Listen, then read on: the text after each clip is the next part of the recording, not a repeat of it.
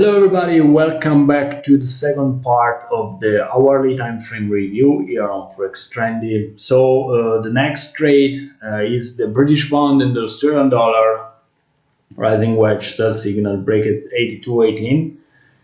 Very nice price action because we got this top here around 83.07, then the price started to go down calmly. Then the rising wedge formed. The breakout was very nice. We had this first breakout, then the price retested this trend line. Doji formed, and then the price continued to go down, reaching the 76.15 level. So a nice trade around 600 pips more or less. Let's jump to the Swiss and the Japan yen.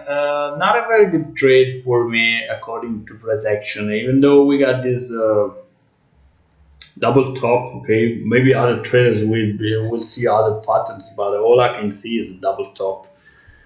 And the price started to go down, then retested this level around 16.55, when even back up around 87. Okay, and then started to go down after the breakout, reaching the 15.16 level. I don't like this price action, honestly. Yes, it was a profitable one, but for me, it's not a good one. Okay, I'm very picky with price action. I usually don't trade the hourly chart. I have two trading accounts. One is for very short-term trading, okay, and the other is for long-term one. So yes, not a good trade for me, even though people out there make money, but I personally stay away from this price action, especially if I want to trade continuation patterns. Okay. So let's jump to the Australian dollar and the Swiss franc. We have a flag buy signal break at 66.38. Nice one. If you consider this very strong bullish impulse, okay, as the beginning of an uptrend here on the hourly, you can look at this flag like a 15% retracement, and then the price broke through the trend line, started to go up again, reaching the 66.98 level, failing to retest this previous high around 67.10. So a nice trade, you know, from 66.38 to 66.90. You see why it's very important having strategies, because, you know, at least you gotta put usually, okay, traders put their target on the next to the previous high. Okay,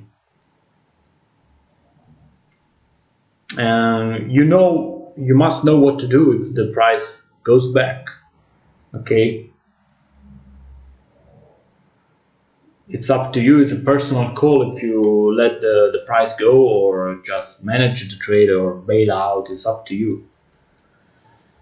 Let's jump to the British pound and the New Zealand dollar. We have a triangle sell signal 97.06. A very nice trade here. Okay, if you study price action books, you'll find many trades like this. So it looks like a manual, a trading book. We have a very nice downtrend, and then the price formed this triangle, relaxing a little bit, and then after the breakout continue to go down, reaching the 92.52 level. So a huge one, 500 pips more or less. This is the same trade, but two different patterns recognized by ForexTrendy. It's usual, sometimes it happens. So as you can see, you can grab many opportunities here on ForexTrendy. Today is September 9th, 2020, and we got a lot of emerging patterns.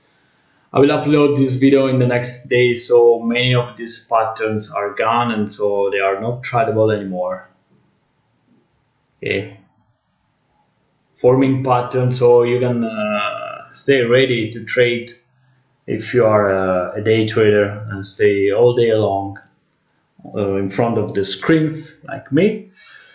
So if you want to use ForexTrendy, you will find the link below in the description. Hit the like button if you like the video. Let me know what you think, if you are day trading or if you prefer higher time frames. For today is everything. Good luck. See you soon. Bye bye.